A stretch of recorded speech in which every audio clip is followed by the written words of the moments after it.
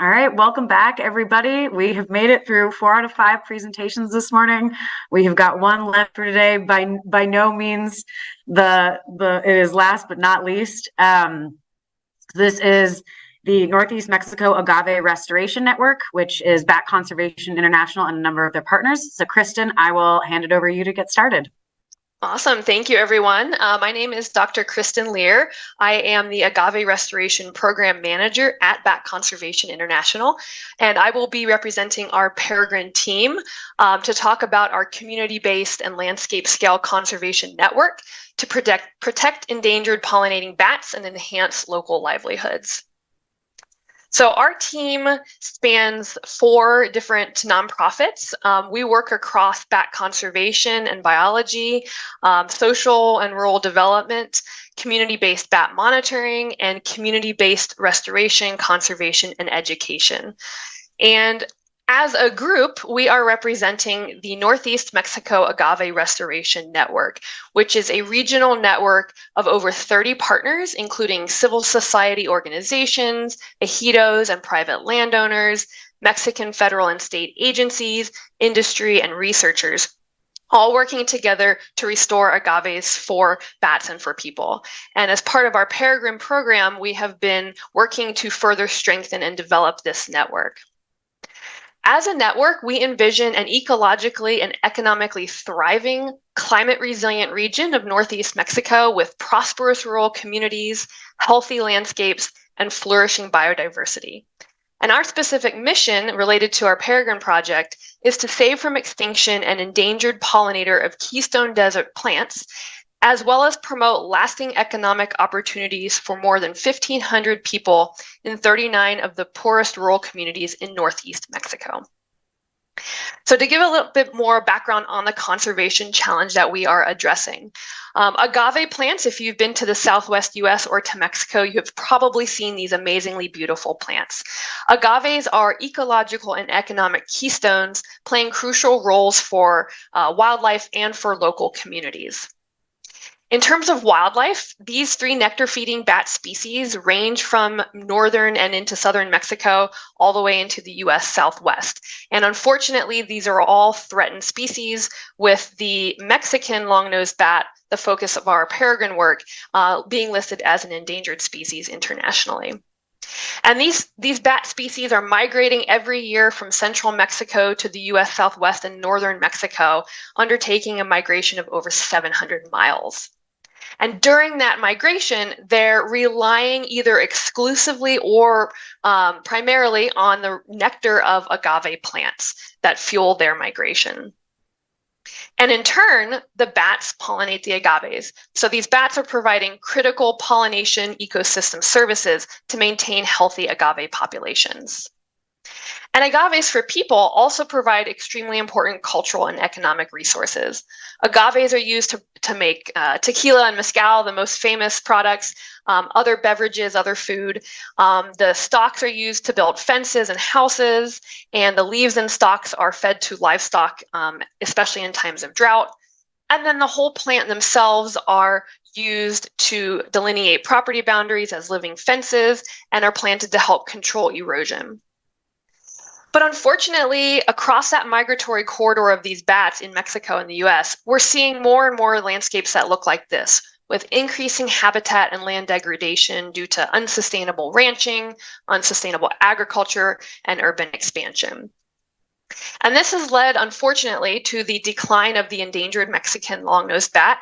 In just 20 years, the population has declined by about 50%, leading to its endangered status because of habitat loss. And in terms of people, the loss of these pollinating bats and their ecosystem services, as well as the increasing land degradations, threatens their livelihoods, particularly for people who rely on agaves or healthy lands for productive use.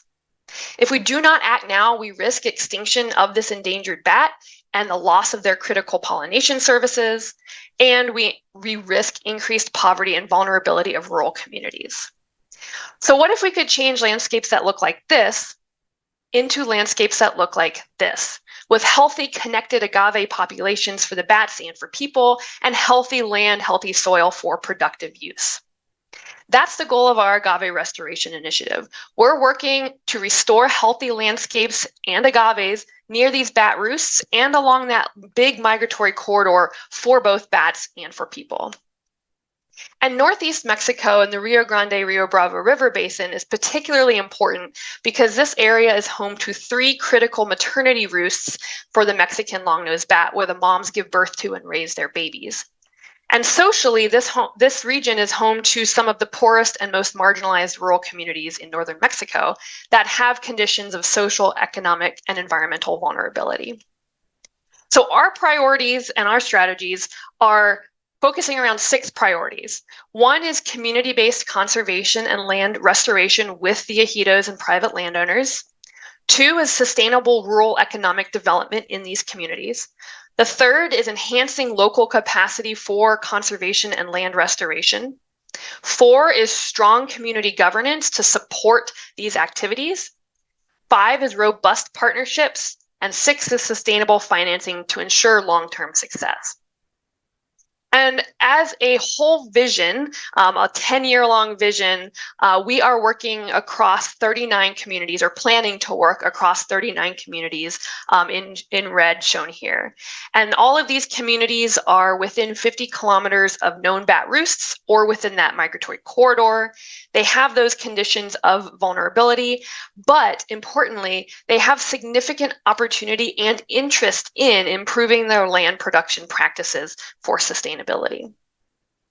So our community-driven approach is really 3-pronged, listening to local needs and designing actions that advance community goals and biodiversity goals.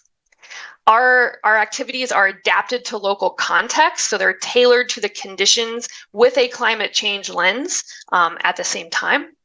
And all of this is driven by a participatory engagement approach, from planning to implementation to monitoring of success. And I want to share a little bit about what this looks like on the ground for each priority. So our first priority, community-based conservation and land restoration. We work, obviously, agave restoration is a large part of our program, and we really support restoration supply chains, all the way from native seed collection with the communities to building and support of community nurseries for growing out those seedlings, and also for growing out vegetables and medicinal plants for local use. Of course, planting those baby agaves once they're big enough, planting them back out on the landscape in priority bat areas. And then taking a more holistic approach, we work to restore the degraded lands within the communities. So this includes soil, water, and vegetation conservation measures, such as key lining and contour lining to help retain the water and the rainfall in the soil, building filter dams to help soil accumulation in these lands, and then creating livestock exclusion areas to make sure that these areas are protected while they restore and to protect those agaves that we have planted. Priority 2, sustainable rural economic development. Again, we work from start to finish. We support these communities to develop green business enterprises based on agave use or sustainable use of the land.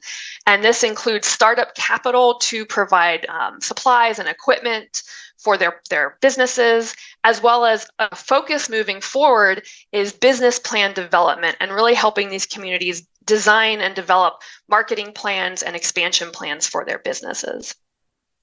Priority 3 is enhanced local capacity. So we provide technical training across a variety of themes, including sustainable management, systematization of production of alcohol products, for example, from agaves, as well as vegetation monitoring and bat monitoring, all community-led and providing the training for the communities to be part of this monitoring process. We also provide and lead peer-to-peer learning opportunities. For example, exchange of experience trips, bringing together the ejidatarios, protected area managers, and others to exchange best practices and knowledge moving forward. And of course, environmental outreach is a large part of what we do. We design educational materials about bats and agaves, like this book, and lead bat festivals and events for the general public. Priority 4, strong community governance. All of the conservation work that we do relies on having cohesive communities that can work together. And unfortunately, we don't always find that. And so one of the key aspects of our work moving forward that the Peregrine funding would support is training and governance workshops in things like conflict resolution and consensus building and financial management to, again, enable these communities to participate and engage in these activities. Priority 5, robust partnerships. As a network, we bring together, we convene our partners in an annual network meeting to then conduct collaborative visioning and planning. This includes the ejidatarios, and includes the ranchers, and it includes government agencies, academics, the whole gamut.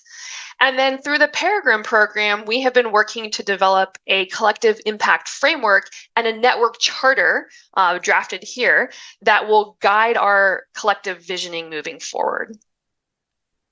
And then finally, priority 6 is sustainable financing. We are working to develop a blended finance portfolio with different aspects of the work being funded through different avenues. And one of the things we've been working on is integrating with state, national, and international initiatives. For example, wildfire mitigation in the state of Nuevo León with this picture Rosario mentioned earlier, as well as larger international initiatives like the 30 by 30 initiative. And we've started collaborating and connecting with international agencies and multilateral organizations like the United Nations Development Program to see how we can collaborate and bring this work to a larger scale. And then finally, we're exploring innovative financing mechanisms such as integrated landscape finance and carbon and biodiversity credits to, again, ensure the long-term success of this work. And overarching all of this is program monitoring and measuring success. So to measure success, we conduct habitat monitoring of the agaves and the restored areas using things like drones and satellite imagery. And we also monitor bat roosts to see how they're doing in relation to our conservation measures. And we're starting to run and lead a community camera trap program to monitor the effect of agave restoration on bat foraging. And then from the social aspect, we are going to be conducting community surveys, interviews, and focus groups to assess the social impact of the work. And then as a network, we plan to conduct network analyses to determine the success of the network and the partnerships created. So our impact across these 6 priorities and across those activities that we've been doing, short-term and long-term outcomes. Short-term, we will see increased soil, water, and vegetation health, leading to increased food for bats and bat roosts being protected through our work. We will see diversified and sustainable economic opportunities for the communities and enhanced food security. We will see enhanced local capacity for these activities. And we will also see strengthened community governance within each of these communities. And our network, we will strengthen our network as well as increase funding support for on-the-ground actions. And then long-term, we will hopefully, the goal is to see the land recovered for long-term productive use. And we will ultimately see recovery of an endangered bat species.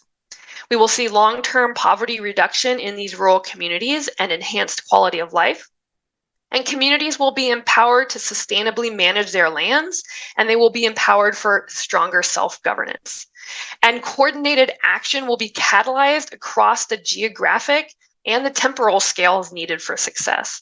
And with our financing mechanisms, we will achieve long-term sustainability of the on-the-ground actions.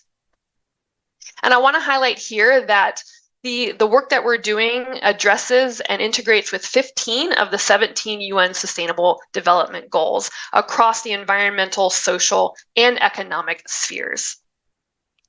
And our unique position for impact, we are working as a network to propel this work forward. And as a network, we have already launched and successfully implemented dozens of pilot projects. This map, I just want to show the geographic breadth of the work that we're doing, and Northeast Mexico is a hotspot for the work because of its importance to the bats and the communities. And through these pilot projects, we've developed best practices for agave restoration and for community engagement. So we've learned by doing from these pilot projects. And we're already seeing success of some of these pilot projects on some of these lands. We're seeing land, native grasses, native vegetation being restored in these restored or exclusion areas. And we're also building trust with the communities through these pilot projects. Our Peregrine team, each of us have been working in some of these communities for 10 to 15 years, getting to know the folks and really building that trust. And as a network, as a coordinated network, we have worked to build those partnerships, and we are comprised of the diverse voices that are needed for success, including the ejidatarios and the ranchers and private landowners themselves. We as a network are strategically positioned at the spatial and jurisdictional scales needed to achieve success across that migratory corridor of the bats. And as a network, we are able to coordinate actions to avoid duplication of efforts, as well as to successfully scale up and accelerate the pace of change as a group. And then finally, as a network, we can attract and leverage larger funding opportunities and effectively mobilize resources across the network to the areas that need it most. Of course, all of this work comes with challenges, barriers, and risks. And so I want to highlight 3 of the primary risks that we have encountered and what we're doing to mitigate those risks. So climate change is affecting, all of our projects, all of this area with increasing temperatures, severe droughts, and wildfire risk. And we're mitigating climate change risk through climate-informed restoration practices, making sure that we are looking at climate models, looking at where agaves will be flourishing in the future, and really targeting efforts in those areas and in ways that are climate resilient. We're helping diversify local livelihoods because, again, with more diverse livelihood options, livelihoods will be more resilient to climate change. And then we're taking an adaptive management approach. If we see something is not working, we will learn and we will adapt our approach as needed. Trust building, like I said, all of this work requires extreme trust built within the communities and between partners. And so through our pilot projects, we've been working to build that trust, identify the barriers and the needs within each community, and then implement a participatory planning and implementation process that further builds the trust. And finally, ejido governance. Oftentimes there can be internal conflict or lack of organization that threatens the success of the work. And so that's why one of the goals and main focus areas moving forward is supporting training in those governance mechanisms. And this is a big focus of our Peregrine funding. So talking about funding, resource requirements and funding need. Our resource requirements kind of run the gamut of people, travel for field work and community work, and equipment and supplies for monitoring. In terms of people, this will include staff time for the nonprofits working on this, as well as local project managers and consultants in technical areas like business development that we might not have strengths in. Stipends for community members for program participation and network support. We want to make sure that the work we're doing is inclusive and that we're creating equity measures to be able to allow communities to participate at the level that they want to. And so that's part of what those stipends will go for. And then, of course, travel and equipment and supplies. Our 5 priority communities for our Peregrine funding, if we were to receive funding, are these red communities here. And these 5 communities are in key bat areas along that migratory route and near known roosts. They have prior program engagement with our team, and they have begun to build that trust with our team. We've been working with these communities in various other aspects. And importantly for our Peregrine work, they are at a pivotal stage to enhance the enabling conditions for restoration and conservation. And so what this looks like on the ground is a participatory process. So the steps and timeline. So the first step for our Peregrine project will be diagnosing the social and ecological conditions within each of these 5 communities and conducting territorial arrangements. This is part of land management processes. And that takes about 6 months. Step 2 would be defining the priority activities. So defining whether they're keen for regenerative ranching or agriculture or green businesses, and then development of land management plans. And together, those two steps cost about $70,000 for these 5 communities. And then step 3 is training in those priority activities, particularly in those governance mechanisms. And that is about $30,000 for these 5 communities. And with these 3 steps completed in those 5 communities, they will then have the conditions and the processes, the steps needed to then complete the rest of the cycle, to implement those priority restoration activities and launch those green businesses and monitor and evaluate the program.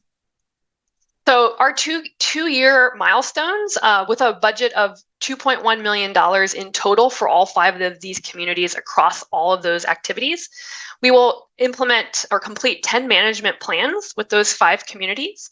We will plant about 220 native thousand agaves and restore 7,400 hectares of land. And we will support the development of 10 community nurseries for agave restoration and food security. We will train 105 people on sustainable land management practices, including 25 women and 25 youth.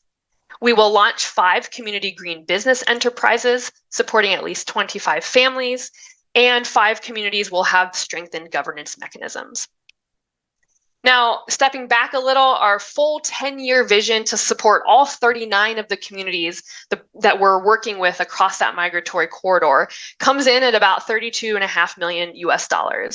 And I'm not going to go through the whole budget here, but you can see the breakdown and we can share this afterwards. But I want to highlight a couple of our 10-year goals and metrics that we're aiming for. Planting over 500,000 agaves to feed those bats, restoring over 77,000 hectares of land and protecting another 20,000.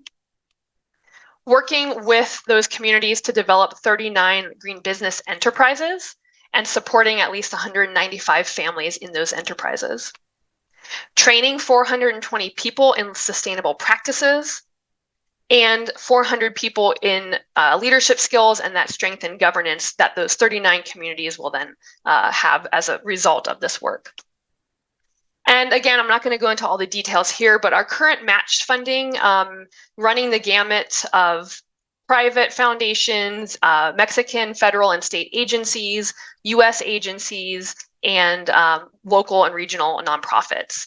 So we are really poised at the precipice of this landscape scale initiative.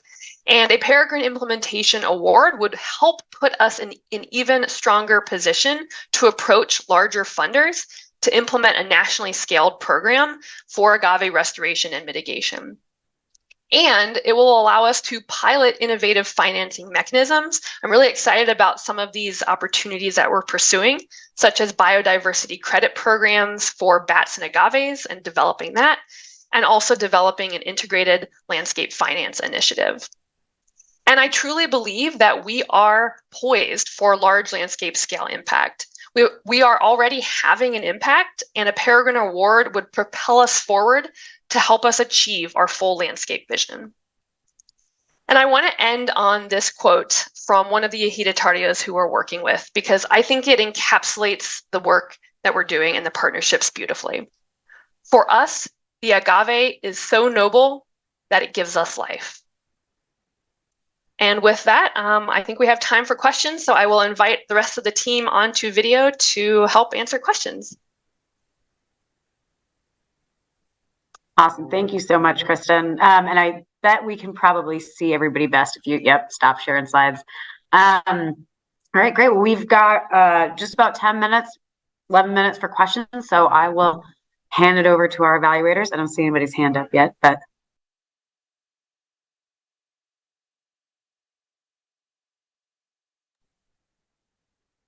Silence, I like that. I can start. Thanks for that great presentation, and I love the ambitious vision that you have for this project. I can foresee that one of the major challenges, and you pointed this out very clearly, is in engaging in community-based work, making sure that you have the trust in place with the communities, the ejidatarios, and the decision-making processes that are already in place in those communities. So I wondered if you could just share a little bit more about your strategy there. And based on, your experience over the past several years working in this region and with these communities, what are some of the strategies that will help ensure that you're able to be successful in implementing this ambitious vision with these communities? Absolutely. Thank you. I'm glad you asked that question because we didn't have time to dive into it. But that is one of the focus areas for our Peregrine, the past 6 months of the Peregrine program, is developing those accountability and conflict resolution mechanisms within the network. And so in terms of trust building, I think there's a saying that, trust is lost much more easily than it's built. And so we are developing several different communication methods, for example, to maintain communication with the ejidatarios themselves as well as the partners. This includes things like a WhatsApp chat for people to connect with us and to connect to each other, an update, a newsletter update, quarterly is the goal, as well as these annual network meetings and in-person community visits. So, our team, BCI, ASHAC, the other team members, we conduct trips often to go visit these communities so that we have that one-on-one FaceTime, because, access to WhatsApp with the internet is not always possible in these communities. And so, yes, we are really working with some of our Peregrine mentors to develop those accountability mechanisms, and including within the network charter an addendum of a rules of the game, I guess, for lack of a better word, of when you participate as a partner in this network, these are our values, these are the kind of rules of the game that we abide by, and then having mechanisms to address anything that goes against those rules. So yeah, we're working on developing that now, and it's not easy. It's definitely a challenge, but it's something that's very important to us. And anyone on the team, feel free to chime in.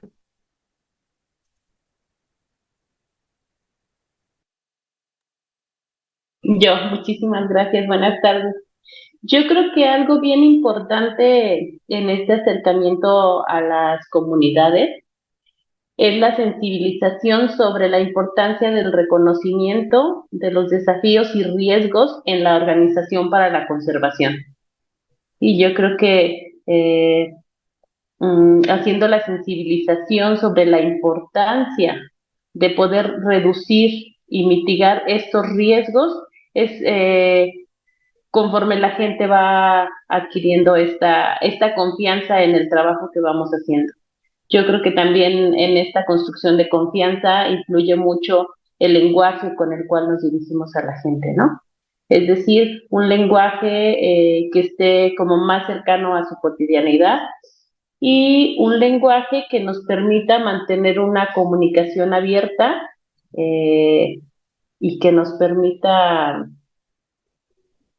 pues generar esos lazos que nos permite también la convivencia fuera como del trabajo formal.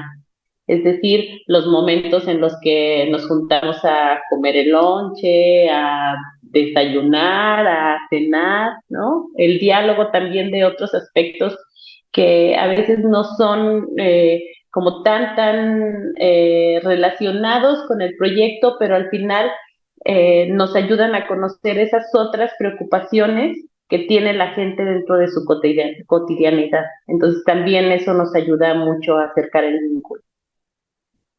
Gracias.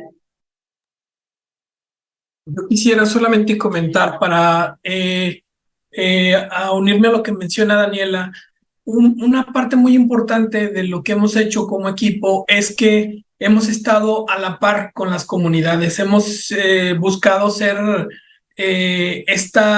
tener esta postura o esta alianza muy fuerte con las comunidades de asesoría, de acompañamiento, no solamente hacer las obras, sino también o los proyectos productivos que estamos iniciando, sino darles el acompañamiento y como menciona Daniela, es más allá de solamente la cuestión técnica, ¿no? Ese es como hemos ganado la confianza y como creemos que podemos seguir abonando al proyecto.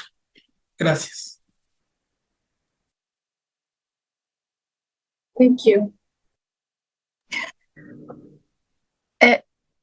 Faye, I think you should go. Okay, perfect. Well, thank you.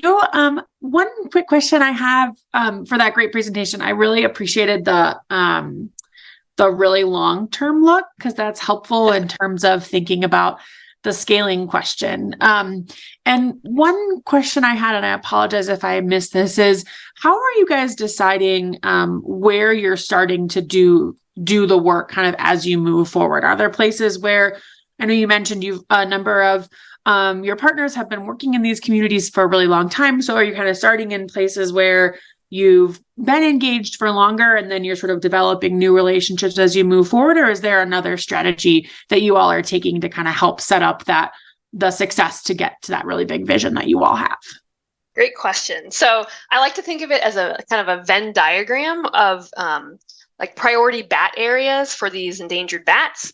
And then, like you said, the communities that we have already engaged with, or at least have talked to in some capacity, or have heard about the work through their neighbor communities and want to engage. So, those priority starting areas are those overlap areas. And, obviously from the biodiversity perspective and the social perspective, that just really helps it move forward at a faster pace than otherwise achievable. But then from there, we learn all the best practices for the ecological work as well as the community engagement work, and then can blossom from there. And that's part of the goal of the network, is to have that co-visioning as a network to decide, what's next, where are we going as a network. Great question, thanks. Okay, I do have a question. Is it okay that I go? Yeah, okay. Hola, buenas tardes, buenas noches. Yo estoy en otro lado del mundo y aquí y ya estoy totalmente confundida. Muchas gracias, está bien interesante lo que proponen. Tengo una pregunta que más bien tiene que ver con la relación que hay con Pronatura Noreste, porque hubo una referencia en la presentación que hizo Rosario a este proyecto, y entonces estoy un poco como confundida con la relación con Pronatura Noreste y cómo está entramado de relaciones. Al final, también en el último logo, la última diapo que pusieron todos los logos, también estaba incluido el logotipo de la Comisión Nacional de Áreas Naturales Protegidas. Y quisiera saber, un poco como qué tipo de interacción tienen con la comisión y con otras dependencias federales, ¿no? Por el alcance del proyecto. Muchas gracias. I'm sorry. Yeah. I hope everybody got the translation. Sorry. I felt like I needed to speak Spanish.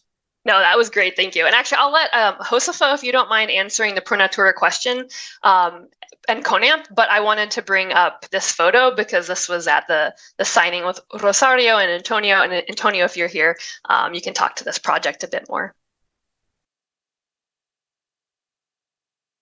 Sí, bueno, en el caso de la alianza que tenemos con Pronatura, pues tanto BCI como Altered y nosotros, Especie, Sociedad y Hábitat, en lo particular nosotros somos una organización pequeña, pero hemos tenido mucha relación de trabajo que en algunos casos se extrapola a las áreas que está trabajando Pronatura Noreste, ¿no? Entonces, lo mejor es hacer alianzas, ¿no? Y esta es una cuestión que consideramos tanto de la parte de Pronatura como del consorcio que hemos hecho con BCI y las demás organizaciones, ¿no? Estar sumando para poder tener y cumplir objetivos en común, como en este caso, igual ahorita Antonio podría hablar un poco más referente a un vivero de agaves, pero muchas de las actividades que estamos desarrollando tenemos estos puntos de contacto y de acuerdo para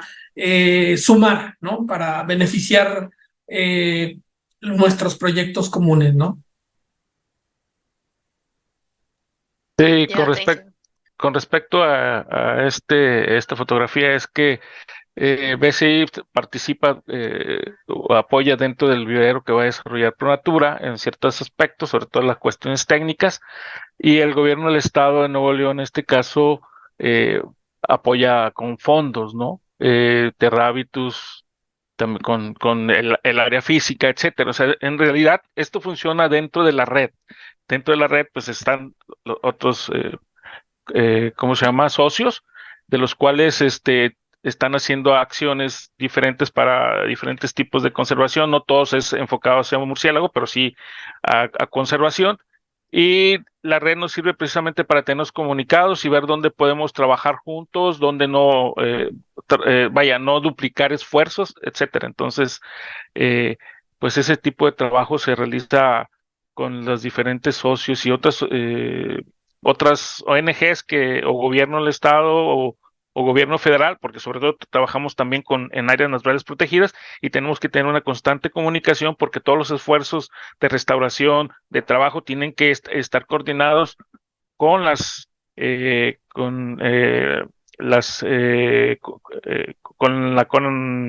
perdón, con la CONAM, con la Comisión de Áreas Naturales Protegidas, para que nos den los permisos, para que estén enterados qué se va a hacer y para que estén de acuerdo estas acciones también con los planes de manejo si existen dentro de esas áreas naturales protegidas.